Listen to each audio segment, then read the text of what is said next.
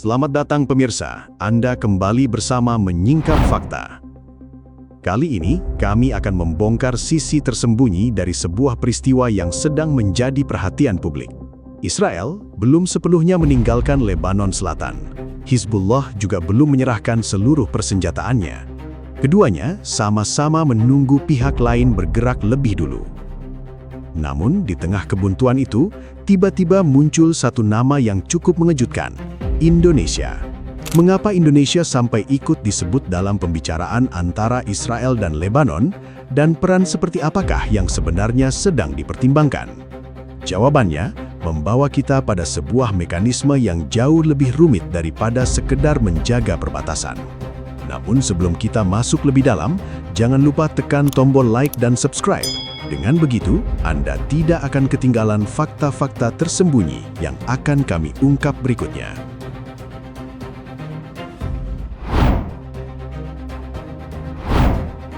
Pada 26 Juni 2026, sebuah kerangka kesepakatan baru mulai membuka harapan di perbatasan Israel dan Lebanon. Amerika Serikat mendorong sebuah skema yang terdengar sederhana. Israel menarik pasukannya secara bertahap dari Lebanon Selatan, sementara pemerintah Lebanon memastikan kelompok bersenjata di luar negara kehilangan kemampuan militernya. Tetapi justru dari kalimat yang terlihat sederhana itulah muncul persoalan paling rumit. Israel tidak ingin sekadar menerima janji bahwa Hizbullah sudah dilucuti. Mereka ingin proses itu bisa dibuktikan. Artinya, setiap tahap harus memiliki tanda yang jelas. Senjata harus benar-benar dipindahkan atau dihancurkan. Posisi militer harus dikosongkan. Jaringan yang dianggap mengancam perbatasan harus dipastikan tidak lagi berfungsi. Masalahnya, Hizbullah melihat urutan yang berbeda. Kelompok itu tidak mau menyerahkan seluruh kekuatannya ketika pasukan Israel masih berada di sejumlah titik Lebanon Selatan. Bagi mereka, keberadaan tentara Israel justru menjadi alasan utama mengapa senjata masih dianggap diperlukan. Kebuntuan itu semakin terlihat pada 13 Agustus 2026. Menteri Pertahanan Israel, Israel Katz, menegaskan bahwa pasukan Israel tidak akan meninggalkan zona keamanan selama Hizbullah belum dilucuti dan ancamannya belum dihapus. Dari sisi Israel, mundur terlalu cepat dianggap berisiko. Mereka khawatir Hizbullah akan mempertahankan senjata, membangun kembali jaringan militernya, lalu kembali mendekati perbatasan. Namun dari sisi Hizbullah, menyerahkan senjata terlebih dahulu juga dianggap berbahaya. Mereka khawatir Israel tetap bertahan setelah kekuatan mereka berkurang. Dengan kata lain, kedua pihak sama-sama meminta jaminan yang belum bisa diberikan oleh lawannya. Inilah titik yang membuat situasi menjadi menarik. Persoalannya bukan hanya siapa yang ingin perang berhenti. Persoalannya adalah siapa yang berani bergerak terlebih dahulu tanpa merasa sedang masuk ke dalam jebakan. Sebenarnya, proses penarikan tidak sepenuhnya berhenti. Pada 26 Juli 2026, tentara Lebanon terlihat mengambil posisi di Zautar al-Gharbiyah setelah pasukan Israel mundur dari kawasan tersebut melalui skema yang dimediasi Amerika Serikat. Ini menunjukkan bahwa perubahan memang bisa terjadi ketika tahapan disepakati. Tetapi satu keberhasilan kecil tidak otomatis menyelesaikan masalah besar. Setiap lokasi berikutnya membawa pertanyaan baru. Apakah Hizbullah benar-benar sudah kehilangan senjata di daerah itu? Apakah Israel akan langsung mundur setelah verifikasi selesai?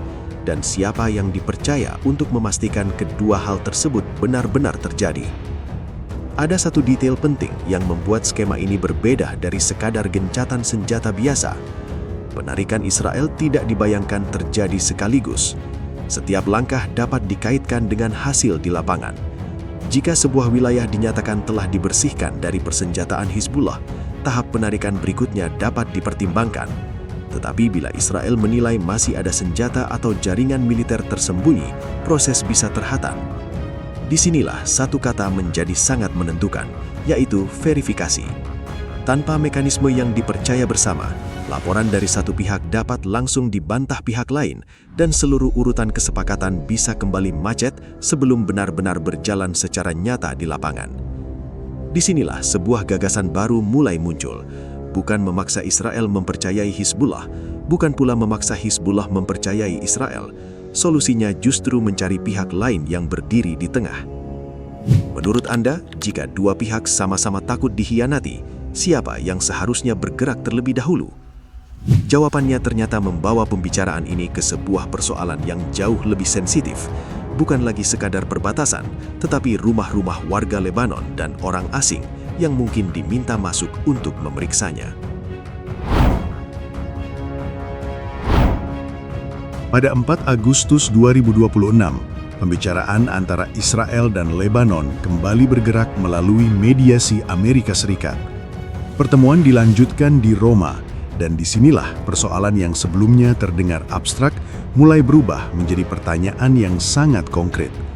Jika Hizbullah benar-benar harus dilucuti, bagaimana cara membuktikannya? Jawaban atas pertanyaan itu ternyata jauh lebih rumit daripada sekedar menghitung roket yang diserahkan. Pada 12 Agustus 2026, muncul laporan bahwa salah satu gagasan yang dibahas adalah pemeriksaan wilayah di Lebanon Selatan untuk memastikan tidak ada lagi persenjataan tersembunyi. Bagi Israel, proses seperti ini penting karena senjata tidak selalu berada di pangkalan besar atau gudang militer yang mudah dikenali. Israel selama bertahun-tahun menuduh jaringan Hizbullah tersebar di berbagai bangunan, gudang kecil, terowongan, dan lokasi yang berada dekat dengan permukiman warga. Disinilah persoalan menjadi sangat sensitif. Bayangkan sebuah rumah di sebuah desa dicurigai menyimpan senjata. Tentara Lebanon datang untuk memeriksa, tetapi siapa yang memberi izin masuk? Bagaimana jika pemilik rumah menolak? Dan bagaimana jika warga sekitar menganggap pemeriksaan tersebut sebagai tekanan terhadap komunitas mereka? Pada 12 Agustus 2026, pejabat keamanan Lebanon mengatakan bahwa pemeriksaan properti pribadi tidak bisa dilakukan sembarangan. Setiap rumah membutuhkan dasar hukum tersendiri.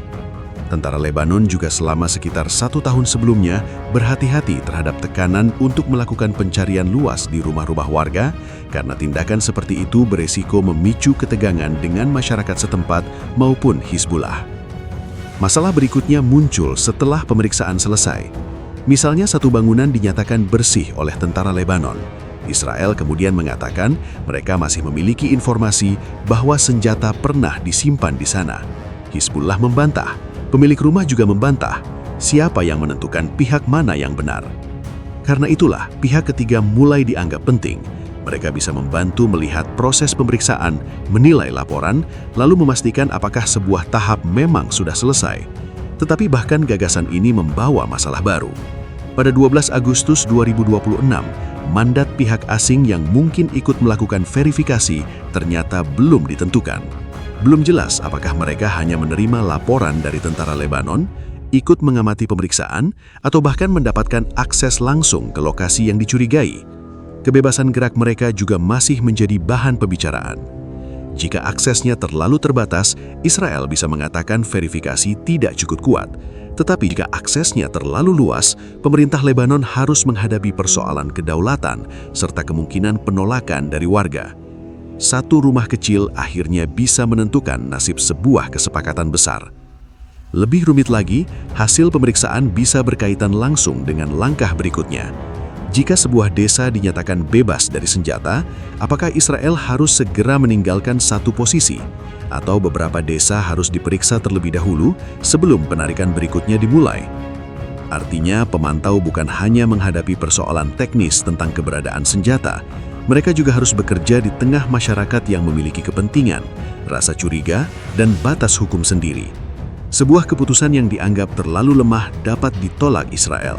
Sebaliknya, pemeriksaan yang dianggap terlalu agresif dapat memicu kemarahan di Lebanon. Ruang gerak mereka harus cukup kuat, tetapi tetap diterima semua pihak. Menurut Anda, seberapa jauh pihak asing seharusnya diberi akses untuk memastikan senjata benar-benar sudah tidak ada? Pertanyaan itu ternyata segera mengarah pada sesuatu yang jauh lebih mengejutkan. Ketika pembicaraan mulai mencari negara yang mungkin dipercaya menjalankan tugas tersebut, muncul 4 nama, dan salah satunya adalah Indonesia.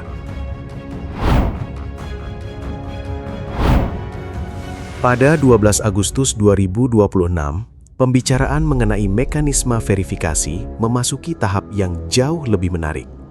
3 sumber yang mengetahui proses tersebut menyebut Britania Raya, Italia, Swiss, dan Indonesia sebagai negara yang sedang dipertimbangkan untuk ikut berkontribusi.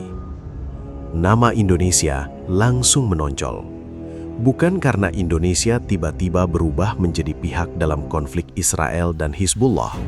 Justru sebaliknya, Indonesia tidak memiliki hubungan diplomatik dengan Israel, tetapi sudah memiliki pengalaman panjang di Lebanon melalui misi penjaga perdamaian Perserikatan Bangsa-Bangsa. Pada 6 Juli 2026, data pasukan penjaga perdamaian di Lebanon mencatat 757 personil Indonesia masih bertugas di kawasan tersebut. Artinya, Indonesia bukan nama yang benar-benar asing ketika pembicaraan menyentuh soal keamanan Lebanon Selatan. Tetapi, tugas yang sedang dibicarakan kali ini berbeda. Negara ketiga bisa saja membantu merancang mekanisme verifikasi, mengirim personil pengawas, memeriksa laporan lapangan, atau ikut menentukan apakah sebuah tahapan sudah benar-benar selesai. Bahkan ada kemungkinan personil asing terlibat dalam pengamatan inspeksi di lokasi tertentu. Namun bentuk akhirnya masih belum ditetapkan. Inilah bagian yang harus diperhatikan. Pada 13 Agustus 2026, seorang pejabat Lebanon menegaskan bahwa Beirut belum menyepakati daftar 4 negara tersebut bersama Israel. Lebanon masih membicarakan persoalan itu dengan Amerika Serikat. Pihak Amerika juga mengakui adanya pembicaraan mengenai verifikasi oleh pihak ketiga, tetapi tidak mengkonfirmasi negara mana yang akhirnya akan terlibat. Jadi, sampai 14 Agustus 2026, Indonesia belum diputuskan akan mengirim pasukan baru untuk melucuti Hizbullah. Belum ada mandat final, belum ada aturan yang menetapkan personil Indonesia akan masuk ke desa, memeriksa rumah, atau mengambil senjata. Yang ada baru satu hal penting, nama Indonesia memang sudah muncul dalam pembicaraan. Dan kemunculan itu memperlihatkan sesuatu yang lebih besar daripada sekedar daftar negara. Israel membutuhkan mekanisme yang dianggap cukup kuat untuk membuktikan bahwa persenjataan Hizbullah benar-benar berkurang. Lebanon membutuhkan mekanisme yang tetap menghormati kedaulatan negaranya. Hizbullah tentu akan memperhatikan apakah pemeriksaan tersebut dianggap netral atau justru menguntungkan Israel. Di tengah tiga kepentingan berbeda itu, negara ketiga harus memiliki tingkat kepercayaan yang sangat tinggi. Posisi Indonesia juga menarik karena pengalaman menjaga perdamaian tidak otomatis sama dengan menjalankan verifikasi pelucutan senjata.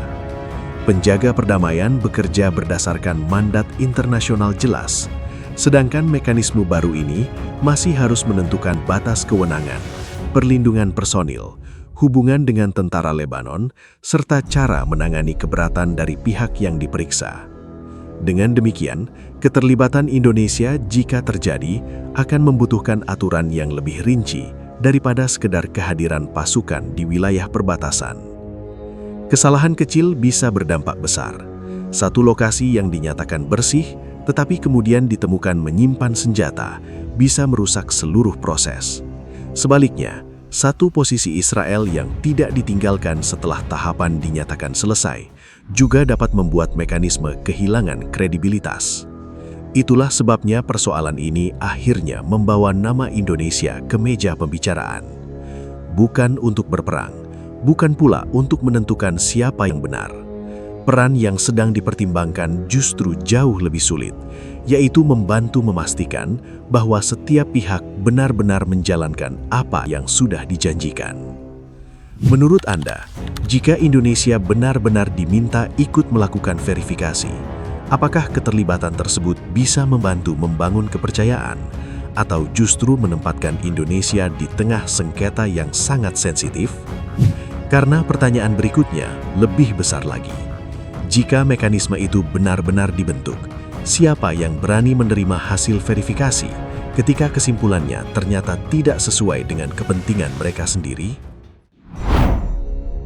Nama Indonesia yang muncul dalam pembicaraan Israel dan Lebanon menunjukkan bahwa konflik tidak selalu ditentukan oleh kekuatan senjata. Di balik perundingan, ada persoalan yang jauh lebih sulit, yaitu kepercayaan. Ketika Israel tidak ingin mundur sebelum Hizbullah dilucuti dan Hizbullah tidak ingin menyerahkan senjata sebelum Israel pergi, pihak ketiga akhirnya dianggap sebagai salah satu jalan keluar. Namun, sampai 14 Agustus 2026, keterlibatan Indonesia masih berada pada tahap pembicaraan, belum menjadi keputusan final. Dan jika suatu hari Indonesia benar-benar dilibatkan, tantangannya bukan hanya mengawasi sebuah kesepakatan. Tantangannya adalah memastikan setiap pihak menerima hasil verifikasi, bahkan ketika hasil tersebut tidak sesuai dengan kepentingan mereka. Demikian rangkaian fakta yang berhasil kami singkap hari ini. Jangan lupa subscribe ke channel Menyingkap Fakta dan aktifkan lonceng notifikasi agar Anda tidak ketinggalan pengungkapan fakta-fakta penting lainnya. Menyingkap Fakta, mengungkap kebenaran di balik setiap peristiwa. Sampai jumpa pada fakta berikutnya.